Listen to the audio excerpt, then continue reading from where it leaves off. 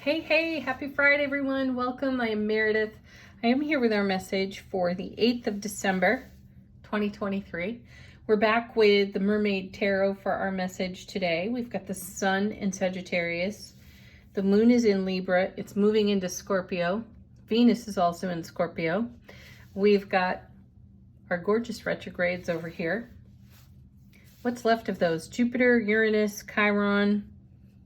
I think that's it for the moment. Maybe we'll pull a card on those before the reading is over today. All right, energy atmosphere. What's going on out there? How is it of service to us? How are we navigating it? First card. Oh, nice. Eight of Swords. We've got some mental gymnastics going on. Okay, so all eights in tarot, you know they're about momentum and movement. The Suit of Swords is, connected to our words, the actions we take because of our words, how we're speaking over our life. And in the Eight of Swords, we see ourselves all tangled up. And the essence of this card is that we're waiting for someone to come and rescue us. And that's not happening. Only we can do that for ourselves. Only we can set ourselves free. So there's an opportunity here for us to liberate ourselves from some thought pattern or from some way that we're speaking about our life, about our current experience based on prior experience. And this is where the story comes in. And in the retelling of a story, while you might be discussing facts around events, you're still anchoring the story. And is it serving you? Or are you using it for your highest and greatest potential outcome? We'd all love to say yes to that last question, wouldn't we? And yet, when we talk with people we know and love, sometimes new people, total strangers, we end up telling the old story as a way to connect and relate. Again, though, I'm going to repeat for you that we're anchoring that story. So what's your silver lining, and how does your silver lining become your way through the experience? What are you making of it? And certainly the cards have brought us this question on more than one occasion over the past several weeks. So consider the cosmos and everything that's going on within it. Consider more than what you see on this table. Consult your favorite astrologer. Take a look at what's being stirred up and why. And, have some awe and some wonder for your experiences and a fresh opportunity to move through them. Again, momentum in the eights, right? How do you move through the story? Honor the experience and make the most of the experience. Channel that as a resource, as an energetic resource into learning how not to do something, how not to be within self-relationship, and how to not be in relationship with other people. So what we're talking about is contrast and the perspective of contrast. If we've got ourselves all tangled up in knots here, and it's up to us to set ourselves free, to liberate ourselves from some pattern, how do you use the best of it as an inspiration? Let's see what's next. There's the Emperor again. What is that, 3 days in a row now? Thank goodness, right? Here's the Emperor, Mr. Know-It-All himself. That's his nickname in tarot, and rightly so. He's the divine masculine energy of tarot, considered the father of tarot.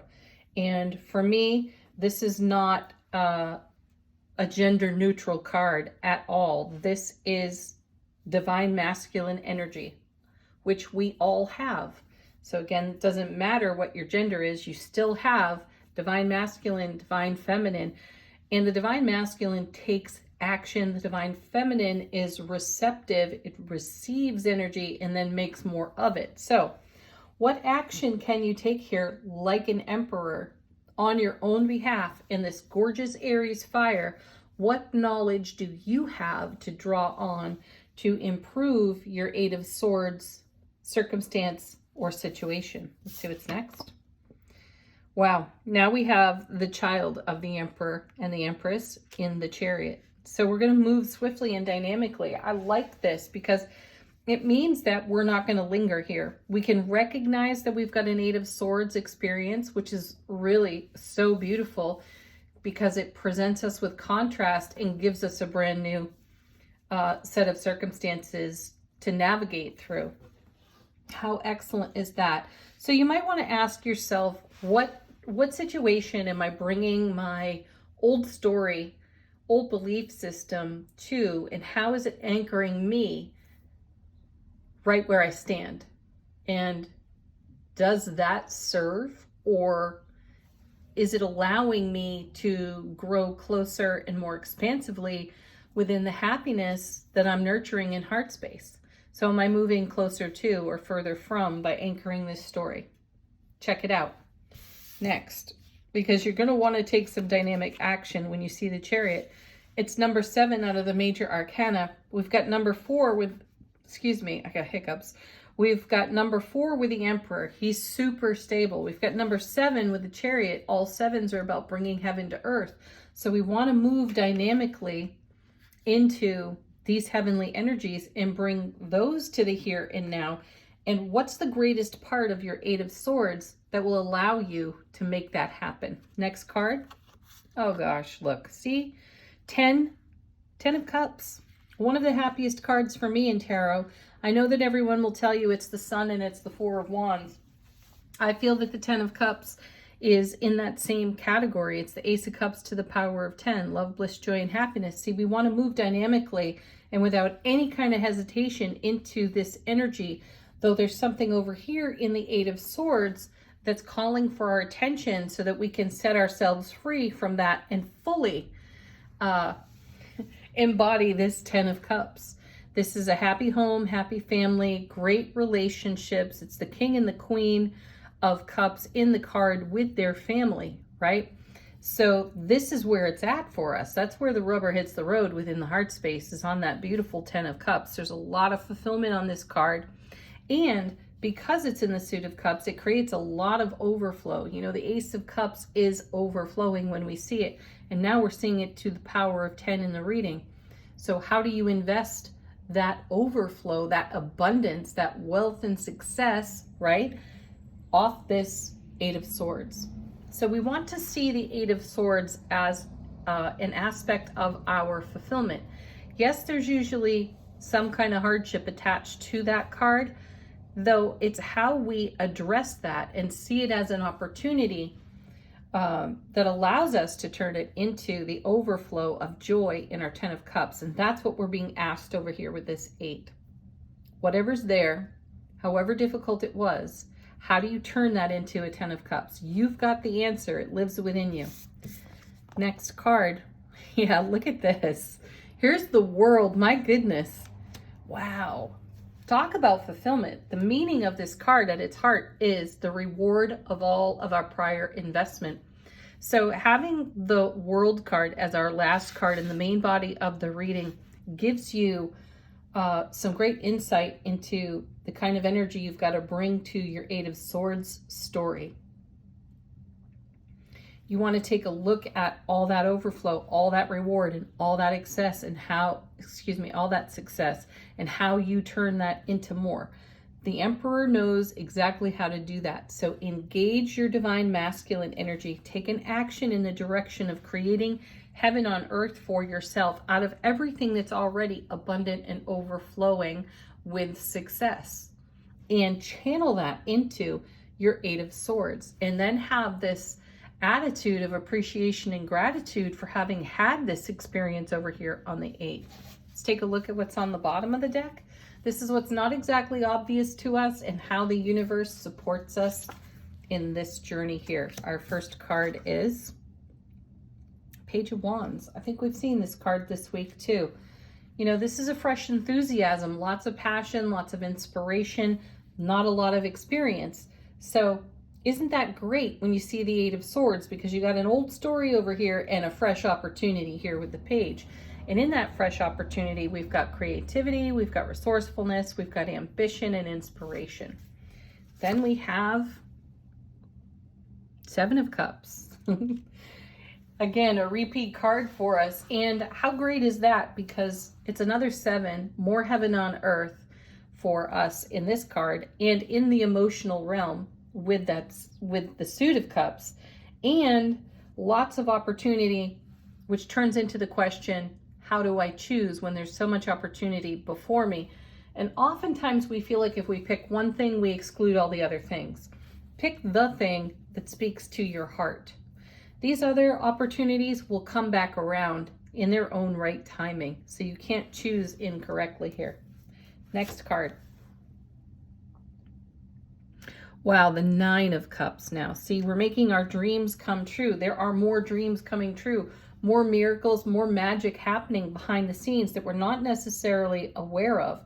So staying focused on every experience as an opportunity to grow, to expand, and to dip our toes in unfamiliar waters over here with the Page of Wands creates even more inspiration, which allows us to continue to invest in all the reward that's over here and on overflow, so that we continue to create more happiness. What an excellent card now. 8 of Wands.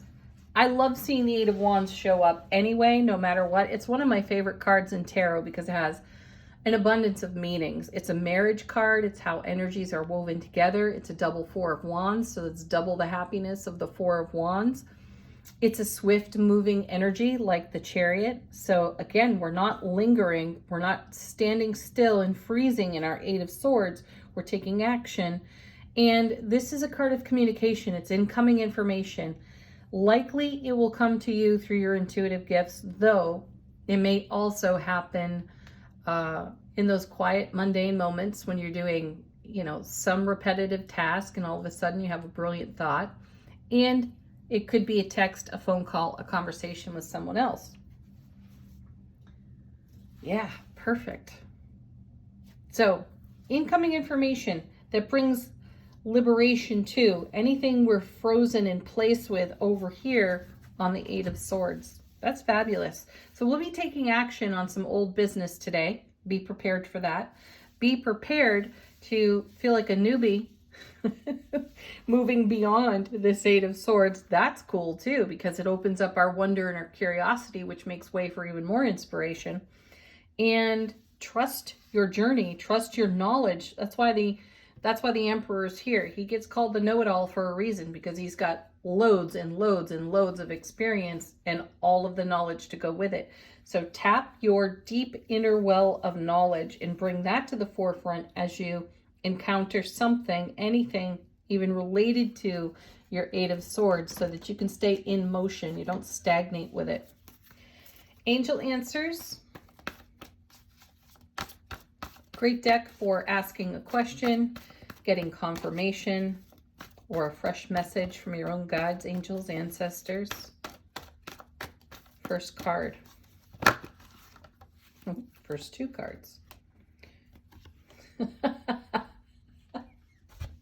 There it is. Take action. How could we not now, right? Paired with peaceful resolution. Yeah, bringing peace to our 8 of Swords. Excellent. Peaceful resolution is a repeat card for us as well this week.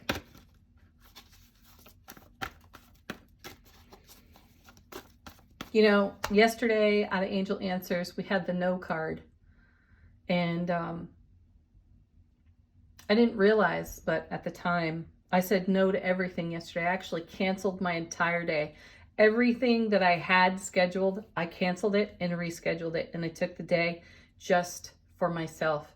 Very rare for me to do such a thing, but I needed it and it was wonderful. So, yeah, probably you didn't need to know that, but I wanted to share the no card message because we don't see it that often, and it's extremely rare for me to cancel something at all, ever. And it just felt right. So I had a spiritual health day. Next card coming out of the deck, trust. Yeah, trust yourself, trust your journey, trust your knowledge, your experience, and take action on your awe, wonder, and curiosity there. What would happen if I abandoned this old story just this one time, right? It brings a whole world of new wonder and new opportunity, right? Next card, ask your angels, and coming with it is don't stop. Don't quit now, right? You might be ready to throw in the towel when it's, you know, when this Eight of Swords shows up. You may be having one of those, oh my gosh, not this again. Why am I here again? How did I bring myself back to this story and this situation? And how is that helping me? Do something different. Don't quit doing something different. Okay. Final word on the reading for today from Shaman's Dream Oracle. How is our soulful presence informing our waking consciousness?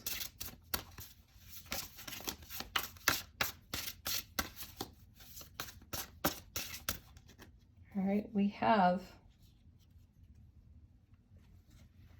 Woodwives, adaptability. Yeah, be adaptable.